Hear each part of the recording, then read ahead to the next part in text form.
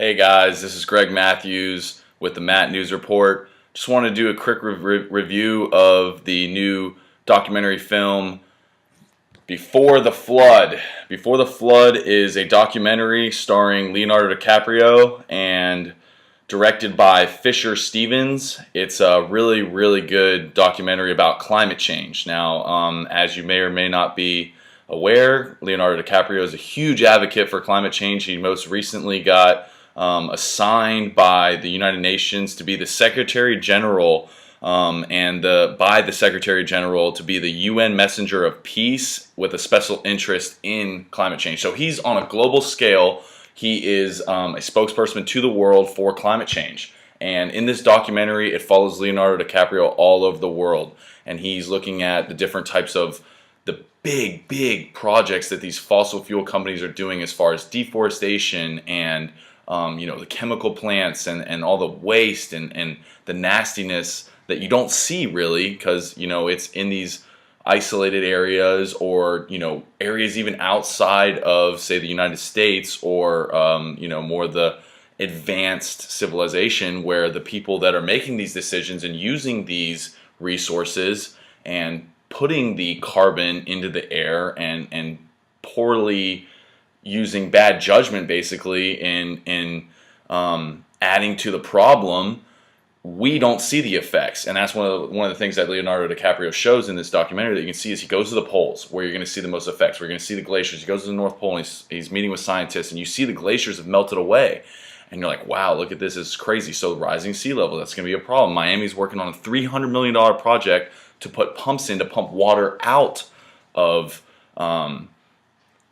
the city once they start having flooding and all sorts of things. So instead of fixing the problem and moving to the renewable energy, we're actually just going to try to quick fix and have a $400 million project to, get the water out. Well, what happens when they continue to rise? So these are some of the issues that are being discussed, and it goes into different alternatives, and it shows how Tesla's working on this huge plant that if there was 100, it would power the entire world, just 100 of them, and Tesla's building one. And Leonardo DiCaprio's like, wow, that seems pretty reasonable. And Elon Musk, the president and CEO of Tesla, is there, and he's talking to Leonardo DiCaprio and saying, yes, but these fossil fuels companies, these huge conglomerate companies, have such a stronghold on the industry, and even though it is relatively cost effective to switch, they're not allowing that to happen by holding the politicians, they're keeping them within the reins, they're controlling them. And politicians, I believe it's near 1/3 of all politicians within Congress, which is the Senate and the House of Representatives, or 1/3 of Republicans, something like that. That kind of number still do not believe in climate change, and yet 97% of the scientists on the planet agree that climate change is happening. Some of the smartest individuals on our planet are saying that man is creating climate change. And one of the big things that they're saying, and this doesn't go into the documentary, but this is outside research I've done, if you look at the heat index, and that's what really they look at when they're studying climate and seeing how it is either rising or decreasing. And over the last 18 years, which is one of the big things that Ted Cruz has said, over the last 18 years, climate has actually decreased, so there's no such global warming.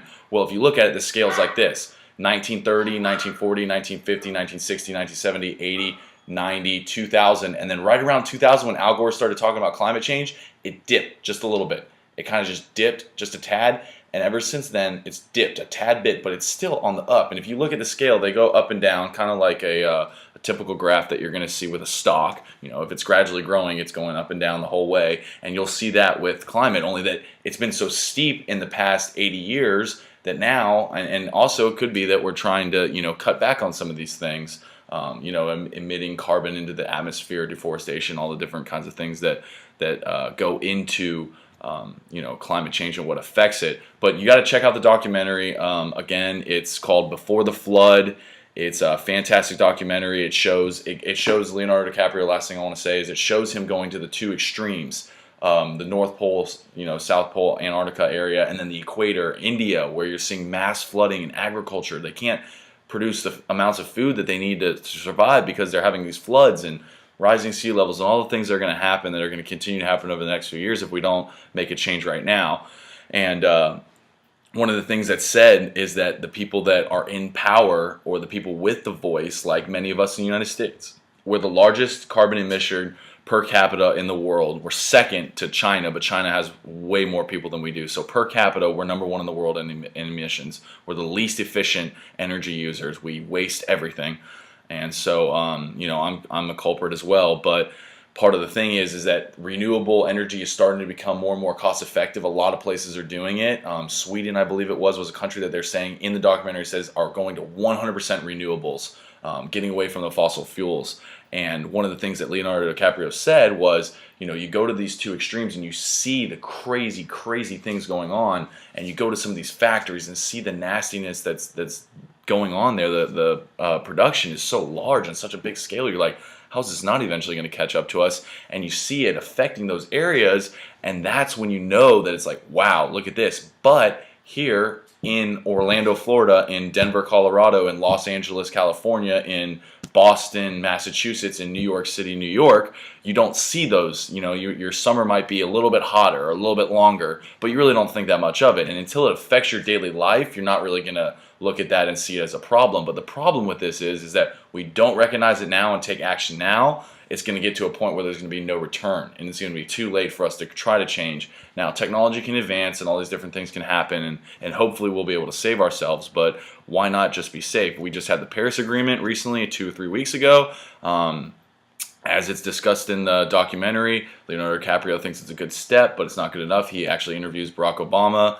They talk about it, and you can see that Barack Obama is very pro the climate is changing, and he's pro going to renewable and more energy efficient means of getting our energy, getting away from the fossil fuels. But you can see that his hands are tied a little bit. There's different special interest groups, and there's realities to everything that moves. But the thing that they've said, and one of the things that that he speaks with, I don't know who it is. It's a Indian scientist, and the Indian scientist was saying, she said, America is the leader.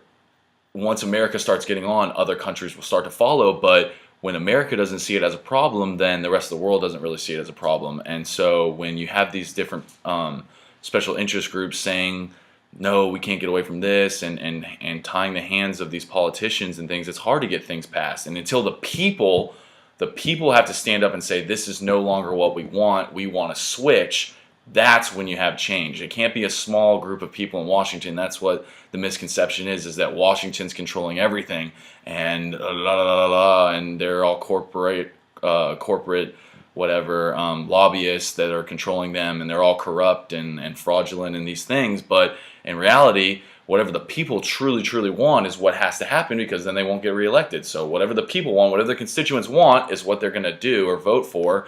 And at this time, unfortunately, not that many people care about climate change. Not that many people really know, and people understand. They don't see it affecting their daily lives, and they just, we do it. I do it every day. I wake up and I take a shower. I drive my car to work and do whatever, and I'm emitting carbon into the atmosphere, and it's not good. And another thing is beef. It'll talk about beef in there. Beef is really bad. I'm trying to stay on chicken now because it talks about all the carbon monoxide or one of those different carbon chemicals that it releases in the atmosphere, and it's horrible. It's horrible for the atmosphere and the climate. So it's a really good documentary. You should check it out. Before the Flood. Really interesting, honestly. Even if your climate change isn't real and you don't believe it, you can still watch it and probably not believe it. But it really is. Leonardo DiCaprio is great, and it really is very interesting, and it's knowledgeable. Only about, I want to say, not even an hour and 20 minutes, something like that. So really, really short, knowledgeable, and very interesting. You'll see a lot of stuff that you probably haven't seen before. So check it out, Before the Flood. Thanks again for watching this podcast on Matt News Report. Check out my website for more blog posts and more podcasts to come. Thanks very much, guys. Take care.